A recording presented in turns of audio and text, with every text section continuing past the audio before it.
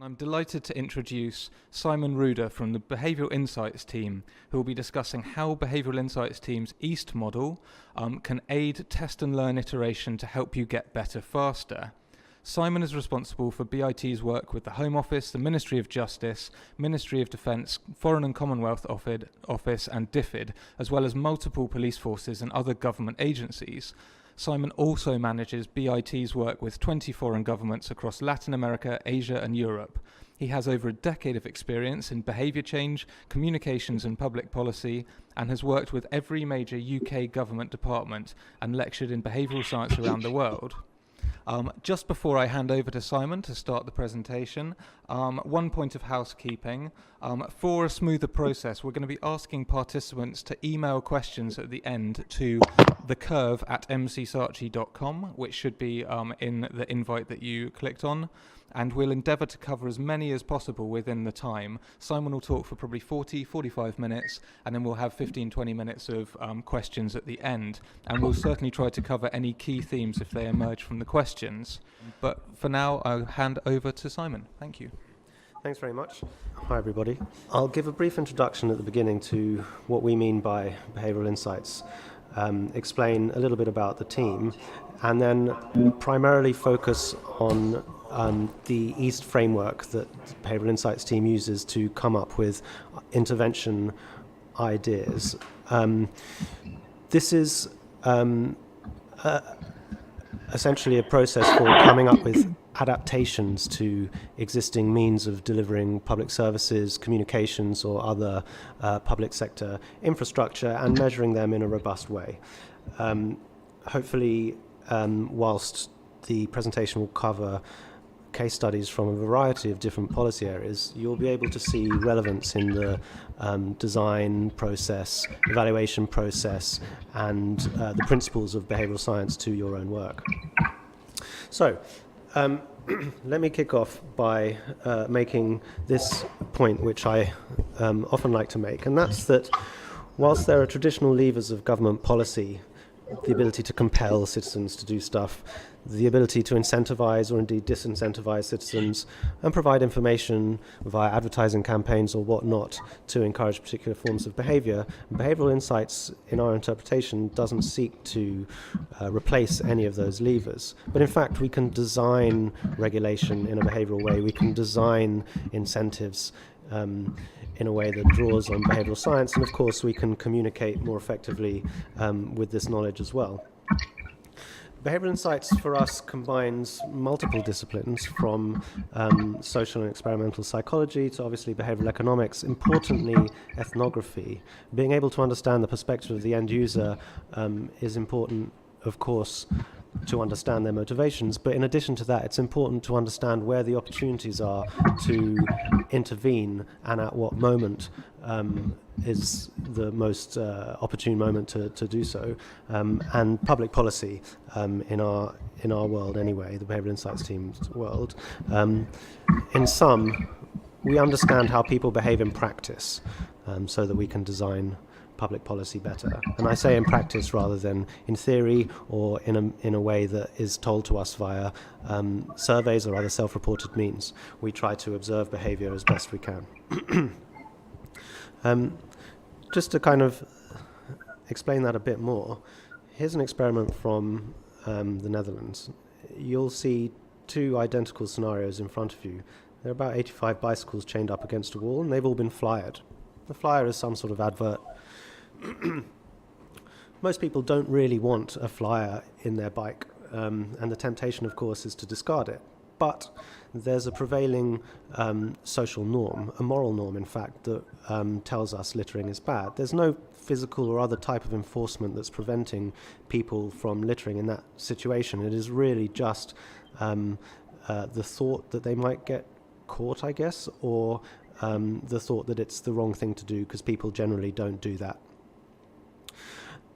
There's one difference in the two scenarios, and that is that a different norm, the non-graffiti norm, which is enforced by that sign, has been violated.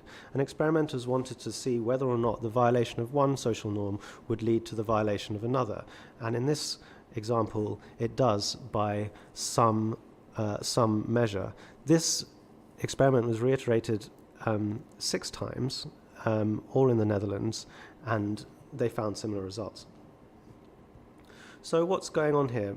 I note from the attendee list there are many people who have plenty of experience in this field. So the System 1, System 2 model won't come as a surprise to you guys. But essentially, what this slide is telling us is that much of our behavior is influenced by contexts or environments in which decisions take place. And the ability of policymakers to influence those contexts is or can be extremely powerful for the outcome of the decisions that we're interested in. So what I've previously shown you is a circumstantial example, an experimental example. This is another experiment, but it's slightly different. So this experiment from the University of Western Sydney, I think, tested whether or not people who are asked to actively think about a decision can be influenced by contextual factors, environmental factors.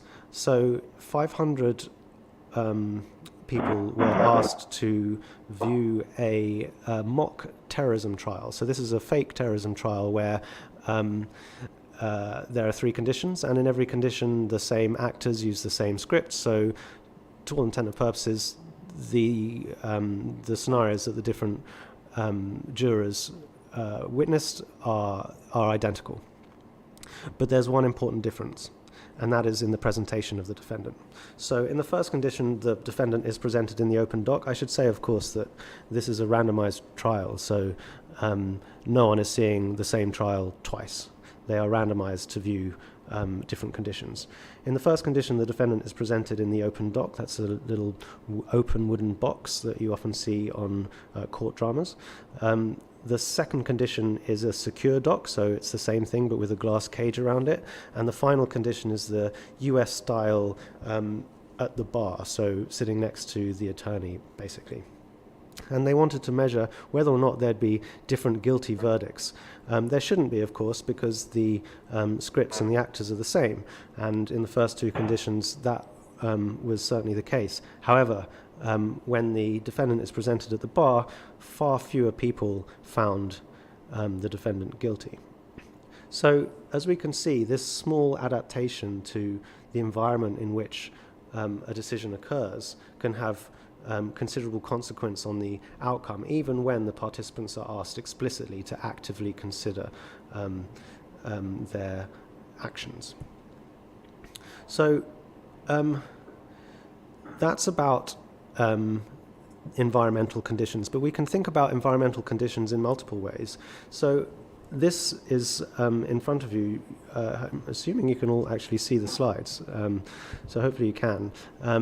The slide gives 3 different examples from a paper in 2016 where professional decision makers were found to have made different decisions based on what decisions they had made previously. And some of those decisions are extremely consequential. So you can see in the 3rd bullet there that asylum judges were slightly less likely to grant asylum if they had previously granted asylum in the case that they had just seen. So we can think of environment and context in multiple ways, but from the perspective of the person who's making the decision, of course, how they have just behaved or how they're just feeling for whatever matter can be deeply consequential too.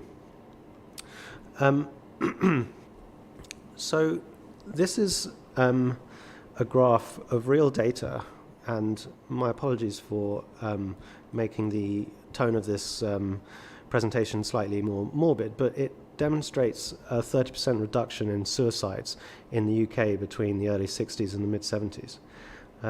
In comparable economies, the rate either increased or maintained. The reason for this reduction, according to the criminologist Braithwaite, was in fact to do with a reduction in suicides caused by carbon monoxide poisoning. Over the course of that period of time, the UK discovered natural gas in the North Sea and began to heat all homes with natural gas. Now, when you burn natural gas, it doesn't create carbon monoxide, so that removes one option for suicide, the sort of inhalation of carbon monoxide in the home. Now, as you can see, there is an element of displacement because the reduction of suicide caused by carbon monoxide poisoning is from 50% to 0%, yet the overall reduction is 30%.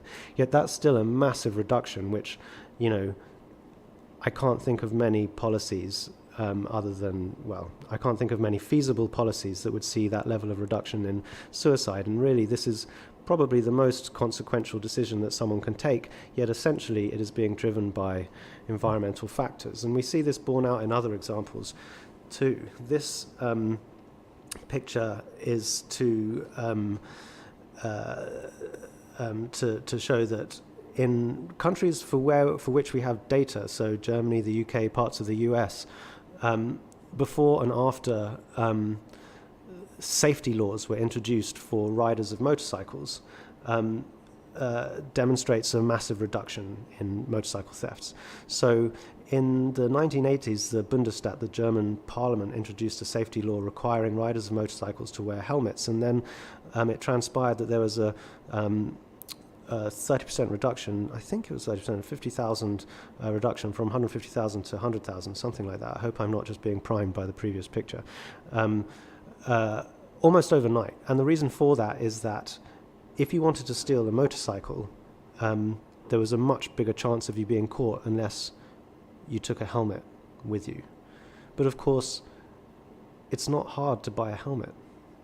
So, the environmental factors, the way the context in which decisions occur can be extremely powerful.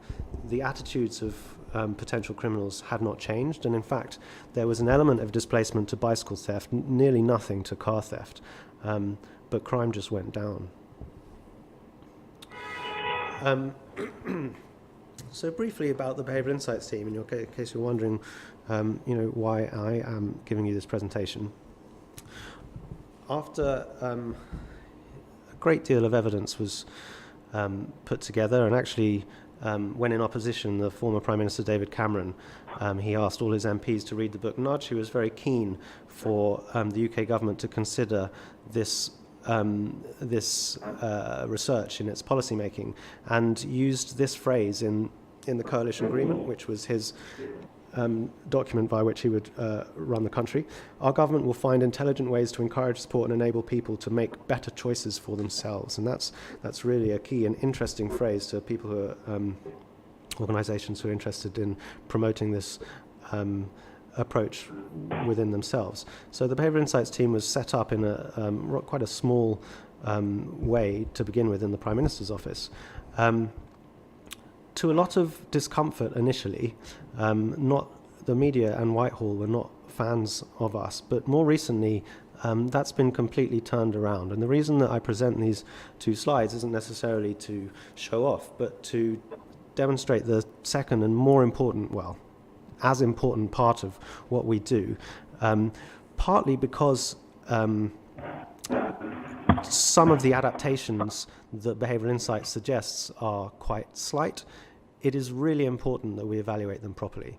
And the thing that turned around our support within the press and wider public has been our ability to demonstrate impact. So where possible, we use empirical means. In fact, we almost always use empirical means to evaluate our programs, a mixed methods approach, but where possible, we used randomized control trials. So all of the case studies that I'm going to show you from now on are conducted as randomized control trials. And what that simply means is that populations will be split into a minimum of 2 groups, and they will be split randomly so that we have a much better chance of inferring causality from the intervention, as where the groups are randomized, we can be reasonably confident that there are no systematic similarities or differences between them, so that if we are measuring outcomes where the intervention is the only difference, we can attribute causality and therefore improve it. So let's go straight into an example, and I start off with these simple examples, and from there I will build and present our EAST framework.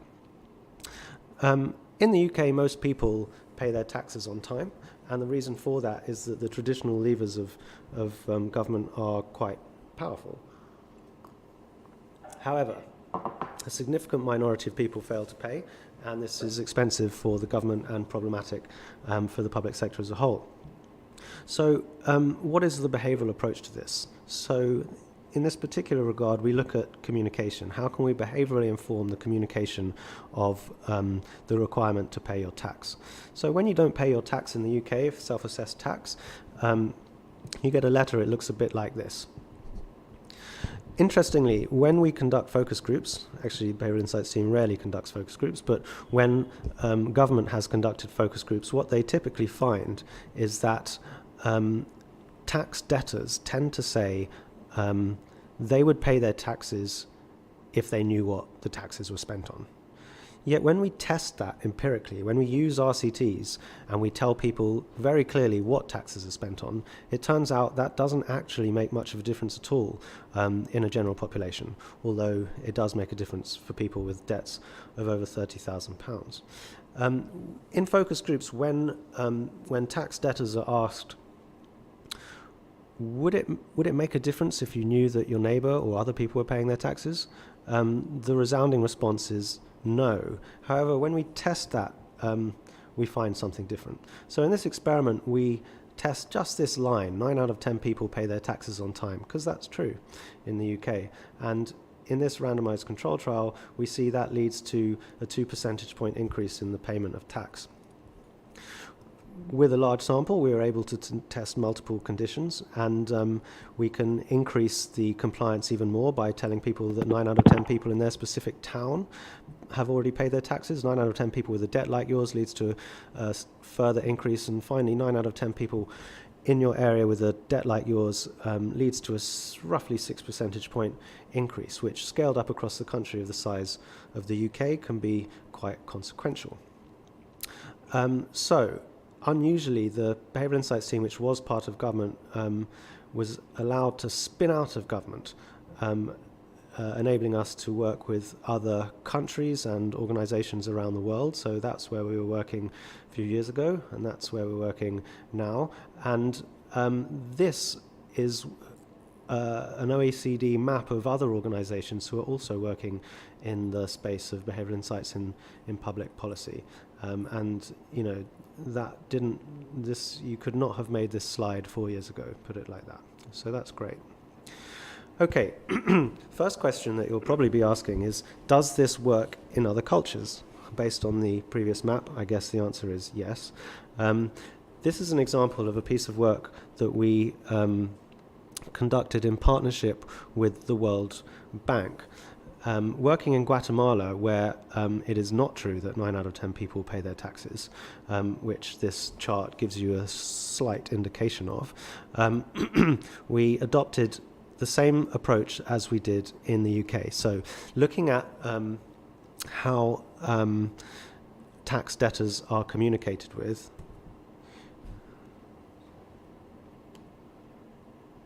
okay, we experiment with different types of messages. So with this experiment, we were able to use a pure control, so that's no letter at all, and then measure whether or not people from that group were likely to pay their taxes and by when. And the original SAT letter, that's the tax authority in Guatemala. The behavioural letter, which is a simplified version of the tax letter. Simplified meaning we put the call to action quite clearly, wanted to put it in red actually, but there were no colour printers, but quite clearly at the top of the letter.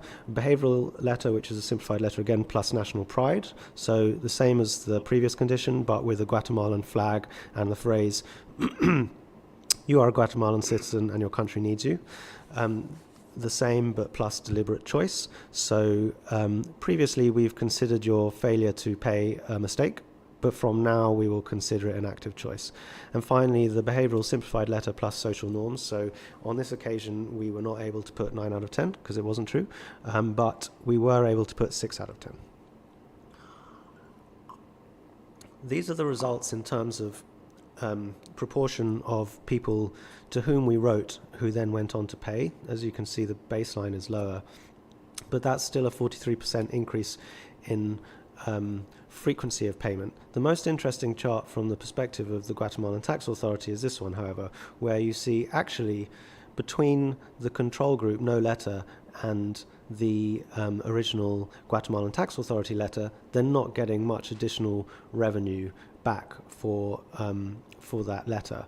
But when you see the behavioural letters, now there is significant return on investment. And what's great about the behavioural approach, and one of the reasons why certainly in the UK it caught on so rapidly, and of course I should hasten to add that this is one particular aspect of the behavioural approach. There is a sort of deeper element which requires more investment as well. But with this approach, you're getting extra revenue back without spending anything, because you're sending these letters anyway. We're just optimizing them. And that's the sort of adaptive approach which I'm sure you know a lot about.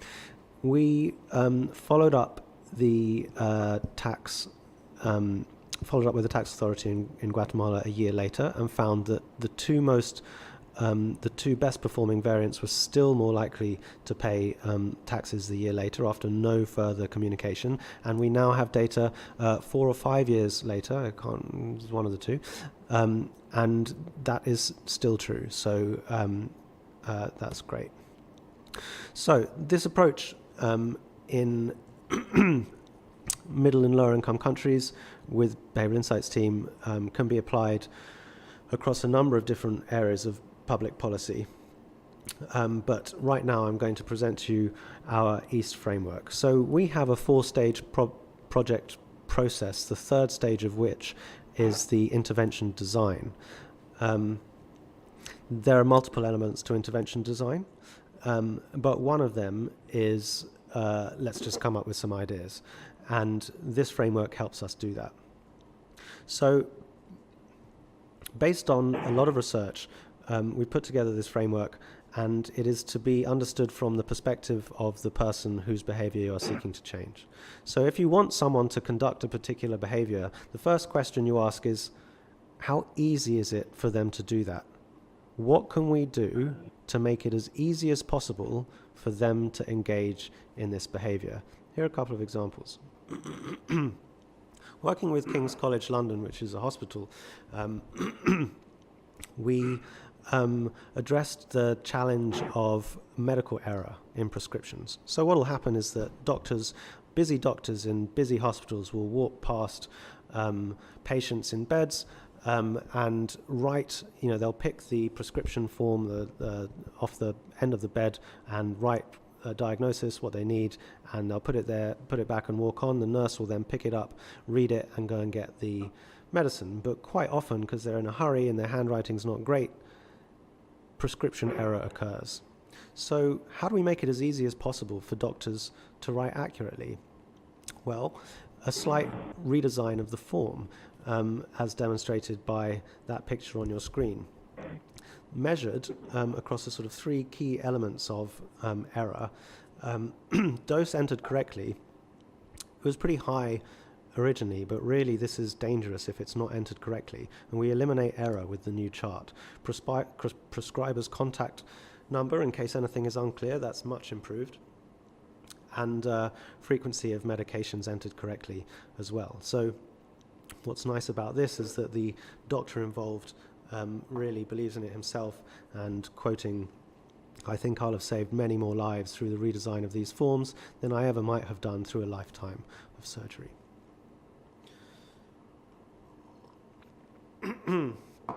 The next study is from a partnership with the United Nations Development Programme and Behavioural Insights Team in Moldova, poorest country in Europe where they have significant problems with tuberculosis. One of the issues with TB is that the medicine that you are required to take to improve your condition, you start taking it and you feel a bit better, but then the more you take it, each time you take it, you don't feel good at all. And a lot of the people who are who struggle with TB in Moldova, their illness is not the worst of their problems. They lead chaotic lives, and completing their courses of medicine just isn't a number one priority for them. So this is really important because failure to complete leads to multi-drug resistant tuberculosis, which is much more difficult, if possible at all, to treat, and of course many wider issues as well. So again, how do we make it as easy as possible for these people to complete their courses of medicine? Well, in Moldova, you are required by law to be observed every day taking your medicine if you are a TB patient. What that means is that patients will have to go to TB cabinets, doctor surgeries, where they're incentivized to do that, and they get food vouchers, and then they are observed by a nurse taking their medicine. We handed out, we randomly assigned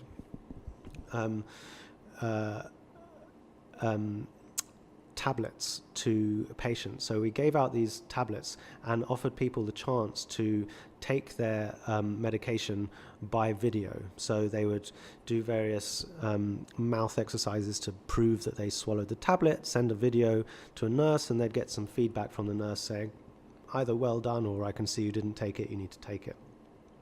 We then measured them over a period of time to determine whether or not observed adherence increased, and what we found is that average days of adherence significantly increased. This was sustained over time, which, like the previous Guatemalan chart where we followed people up 5 years later, answers some questions about the sustainability of behavioral approaches. It ate up a lot less time for the patients involved, which is of course very important, but this is the key chart. So here we see the proportion of patients who took at least 80% of their course of medicine, which is the minimum required to kill the germ, and that is an astounding increase from 16% in the control group to 86% in the treatment. Next, attractive. So how can we make it as attractive as possible for person XYZ to complete this behavior? What does that mean? That means grabbing their attention somehow, making the behavior more salient, incentivizing them or disincentivizing them. So trying to make the non-compliant behavior as unattractive as possible. And that's the example I'm going to use here. So this is an experiment with 750,000 informal businesses in Mexico. These businesses have enrolled in a subsidy program. So they're informal businesses who over 10 years will go from paying no tax to 100% tax. It's quite a gentle increase and relevant social security obligations as well. Yet, even though they have this sort of beneficial study, this is, I think, a couple of years into the program, beneficial subsidy, I should say, many don't pay their taxes. So how can we improve that? We tried a different communication channel, sending SMS messages to these informal companies, and we experimented with different types of message. So one message was a deterrent message, so reminding people that they could be sanctioned if they did not pay their taxes, telling people exactly how to do it, including a link to the website, trying to make it as easy as possible, and trying to engage in some sort of reciprocal effect, reminding people that they are part of a big subsidy program, and that perhaps they should reciprocate by paying the amount of taxes that they're required to pay. What we found is that actually the deterrence message was far more effective than the control, even though the other messages were also effective. The control here is no message. That previous chart was declaration rates. It also has an effect on actual payment rates. And here we see a chart. This is the tax has to be paid frequently throughout the year, and in March, April, just before the end of the tax year, there's a big communication campaign, which is why the overall rate goes up. But of course, we can see there that the different conditions were still effective, even though the overall rate goes down, and that shows the importance of doing multi-arm RCTs. This is another example of attractive, and this is to do with making the behavior more attractive and making the sort of potential negative consequences of a particular behavior more salient. So this form is what you receive if you have broken the law in the UK by speeding. As you can see, it's fairly bureaucratic and not something that you want to fill in. Some changes to that, removing some of the bold text, making the language a bit more fluid. So, were you the driver of this vehicle, which is a kind of simple, direct question, rather than titling the form with notice of intended prosecution, which is quite difficult to understand. That change to the form leads to a significant increase in people paying their fines, and a reduction in people being prosecuted as a result of not paying their fines. But more interestingly, I think, is this. So when you speed in the UK, you do get a sanction, but in addition, you get this warning letter, which is essentially warning you to fill the form in correctly. But at no point are you actually told why you shouldn't speed and why the correct behavior, i.e. driving at an appropriate speed, is more attractive. So we experimented with that by doing exactly that. Making more salient the potential negative consequences of speeding, and making the act of driving at an appropriate speed more attractive by trying to explain that there is legitimacy to these speed limits. They're set as a result of a number of different calculations and considerations. We then measure a 20% reduction in repeat speeding offences for those people who received the new letter, and that's a big result. So in criminology, it's very hard to deter repeat offences. There haven't been many studies to show results like that. Social. The way to consider this this factor is thinking about what are the social implications of the group or person engaging in the kind of behavior you want them to engage in. What does it feel like for them? What are the social pressures? The case study I'm going to use here is interesting for two reasons. One, because it describes the power of social, but two, because it is influencing the behavior of professional decision makers.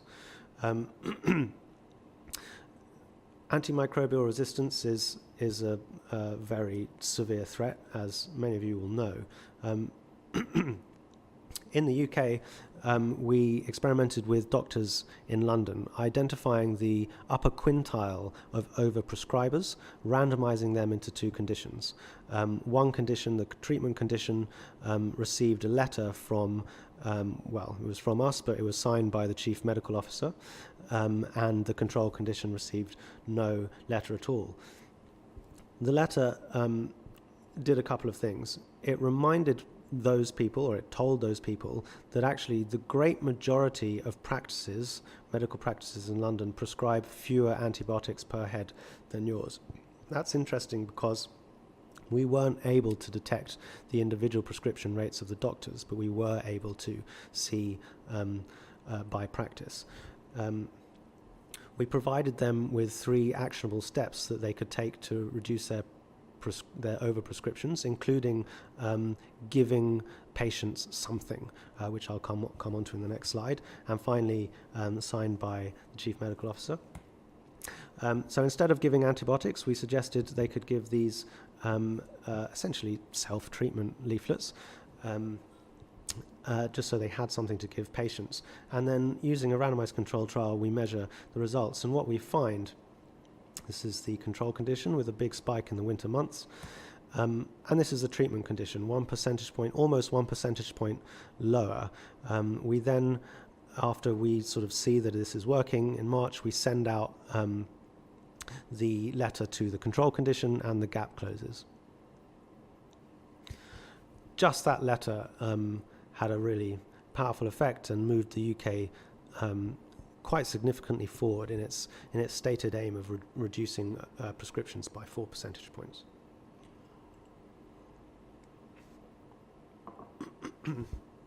Finally, timely. In my experience, I think this is the most frequently overlooked of the factors from which to consider. Timely means essentially when is the right time to ask someone to change their behavior. I'm going to give you two examples here. This is from a large field trial we did with schools. So it's an interesting fact that male students, school students, do worse in World Cup years in their A-level exams because they're distracted, obviously, by what's going on the TV. So the question for policymakers or education policymakers is, well, how can we help them concentrate? How can we improve their self-control? Parents, of course, are the ideal candidates to do that, but parents need help as well. So this slide references a study, I think it was in the mid-90s, which showed that air traffic controllers who were parents essentially gave less attention and supported their kids less on days where they were very busy at work. So working with Professor Todd Rogers at Harvard, we asked ourselves, what is it that we can do to help parents engage with their kids at the right time?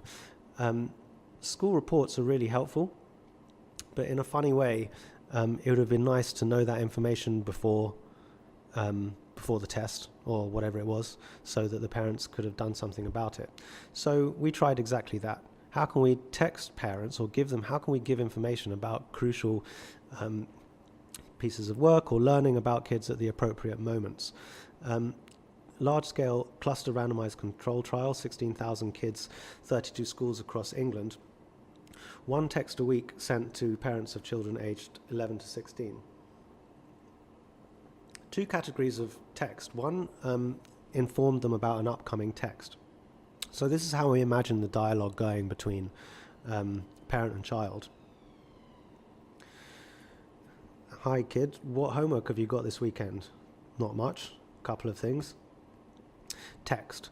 Dear parent, Raj has a maths test on Friday. Please remind him to study and help in any other way you can. So, your maths test on Friday, what do you need to do to get prepared?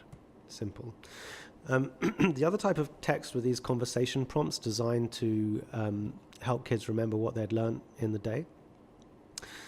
How was school today? Fine. What did you learn about? Nothing, just the usual. Text. Raj has been learning about outer space. Ask him why in space nobody can hear you scream. You get the picture. So over the period of a year, we measured an increase in average maths score, which was the equivalent of an extra month of schooling.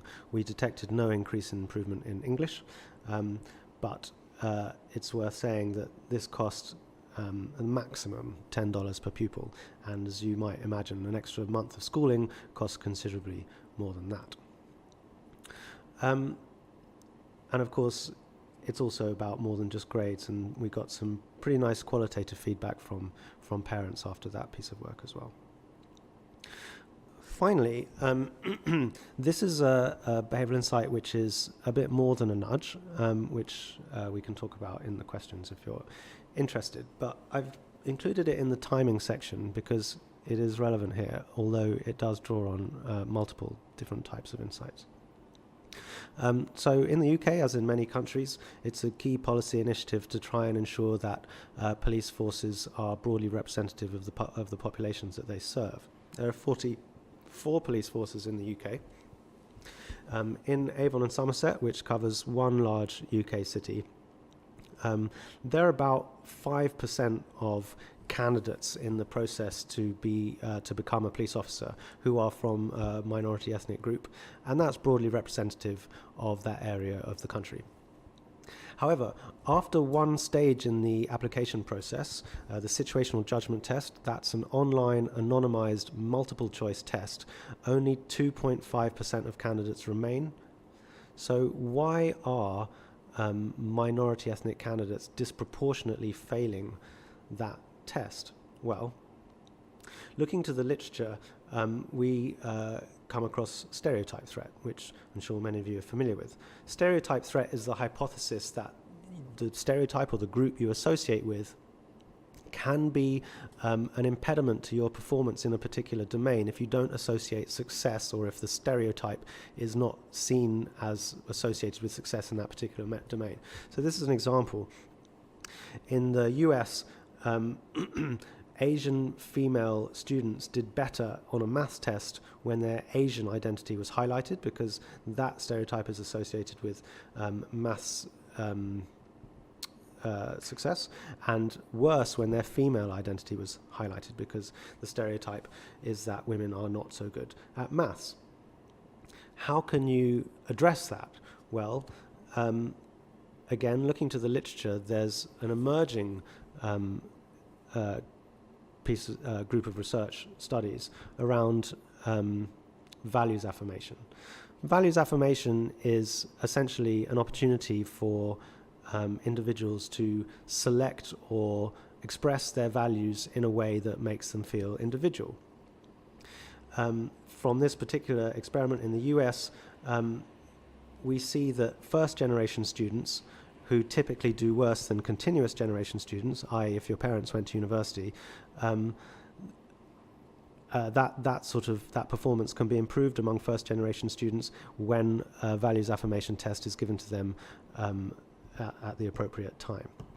How do we translate this into our particular problem here with the police? Well, we look at the process. What happens is you, as an applicant to the police force, get an email saying, "Dear candidate, whoever, well done for getting this far on the test. Well done for getting this far in the process. Please click here to take this test by Friday, and that will determine whether or not you progress to the next stage." We adapt that using, again, actually a stratified randomized control trial, so it's an RCT, but ensuring there are equal proportions of white and minority ethnic candidates in the control and the treatment. The treatment here was the same email, but with the addition of the phrase, "Before you start the test, I'd like you to take some time to think about why you want to be a police constable. For example, what is it about being a police constable that means the most to you and your community?" And I was really startled by these results. I was quite skeptical before we tested them, but that's why we test things. So in the control condition, these are actual scores. The average score between white and minority ethnic there was a big disparity, as it had been historically. But in the treatment condition, so for those people who received that extra sentence in the email inviting them to take the test, we see absolutely no difference in the white group, but a substantial improvement in the minority ethnic group. And when we look at the probability of passing the test, the difference in performance is completely eliminated. So that's it from me. Hopefully not everyone has dropped off the call, and if you're interested in asking some questions, please do. Thank you very much, Simon. So just a reminder, the email address that ideally to email is thecurve@mcsaatchi.com. We're also just going to put the chat function back on to make it a little bit easier for people here to ask questions directly. But just while everyone is thinking of their questions and dialing it in, firstly to thank Simon, and I'll ask one of my own to start. Obviously some incredibly impressive results and generated by a lot of those interventions and those tests. Obviously, working in public health, there can be a lot more or risk or severe risk of things going wrong when you change a program. So is there any danger that you find of nudging in the wrong direction, and how might you mitigate this, particularly in this kind of context? It's a really important question, and it's incredibly important not to be blasé about these things. First of all, where we're sort of conducting experiments that there's a reasonable degree of risk attached. So that's, I wouldn't consider tax experiments to fall in that category. We will go to ethics panels first to just make sure that what we're doing is appropriate, and the evidence that we're seeking to find to improve public service delivery, the sort of that is an appropriate level of risk to make that sort of trade-off of the potential benefit. I think that essentially when it comes to this sort of experimentation, you move slowly and incrementally, and you kind of get as much evidence for the potential success of something as you can. But we've worked in areas where we are conducting experiments as to how information is presented to public sector officials to alert them to which hospitals have the capacity of different hospitals, so they are making critical decisions as to where to send ambulances. So you can imagine that that's a sort of very potentially risky thing to do. But as long as you're sort of as prepared as possible, do your research thoroughly, speak to these people first, I think it's worth making that trade-off, because the situation in this particular example is not, it could certainly be better. We could be better, more efficient with where we're sending patients, and in this particular example, there was a big improvement. Marvellous, thank you. A question here from Mary Aikenhead at the Gates Foundation. She says, the results are staggering to me. How do you get the insights for what sorts of language or approach or nudges to test? Thank you, Mary. So with more time, I would also have presented some stuff which didn't work. Although the hit rate is pretty good, most stuff does make an improvement, but is very important to say that we actually, particularly in the world of crime, which is why I made that point about reoffending, we sort of find a lot of stuff it's harder to move the dial, and it's very important that we present those as well so that we know what doesn't work. In terms of how we come up with the intervention, we have a 4-stage process, and the first stage, which is less about intervention design, is actually as crucial as the following stages. So often people will talk about outcomes like paying taxes. In terms of behaviour, there are many behaviours that will lead to that outcome, and we try to be as granular as possible in terms of working out what specific behaviour you'll target. Often we can find that information as to which behaviour needs to be targeted from large-scale data sets. So, recruitment trial with the Army recently, we can see exactly where candidates are dropping out of the process. We're trying to increase recruitment, so we know exactly what behaviour or what stage needs to be targeted. Sometimes there isn't observable data, so you have to rely on qualitative methods to find out which is the most appropriate behaviour to target. But with tax, it could even be, encouraging people to open a letter. We did a trial where we used white envelopes rather than brown envelopes, and got someone to handwrite a message on the outside of the envelope 10,000 times to try and encourage people to open an envelope, and that led to a big increase in the proportion of people paying the tax. So we're targeting a specific behaviour, because just to follow through on that example, what happened is you get a letter from the tax office, you know exactly what it is, it's in a brown envelope, it's got the sort of hallmark indications who it's from, you put it on the side, think I'll deal with that later. As soon as you do that, the chance of you paying is going to go down. So we have to target that specific behaviour. So the first stage is really important, working out what behaviour to target. The next stages are about sort of exploration and understanding the perspective of the end user, as well as understanding what research has been done in the past. If it's not in the exact area, then what are the analogous behaviours from different policy areas that we can learn from.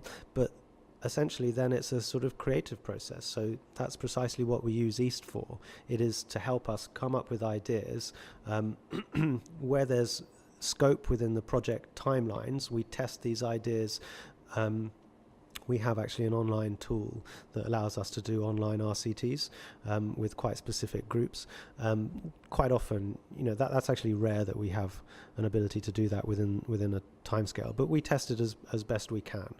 and then we roll it out, and it's been great that we've seen really strong results and really powerful evidence to advocate this approach. But of course, I hasten to add that there's a lot of stuff which I haven't presented which doesn't work.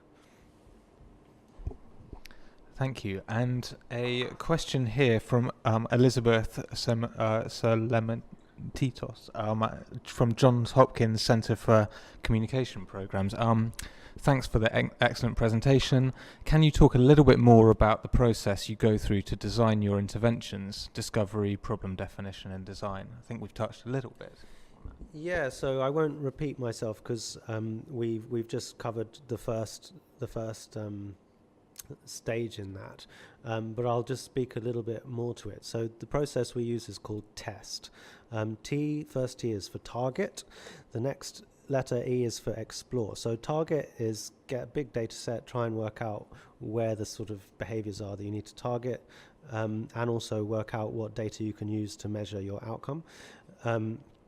E, that's trying to get as close to the end user as possible. So working with TB patients in Moldova, we'll just go and sit in a doctor's surgery or a TB cabinet for as long as the project affords us to do so, and just try and see how people are behaving, talk to them, understand what their issues are, the standard sort of qualitative stuff.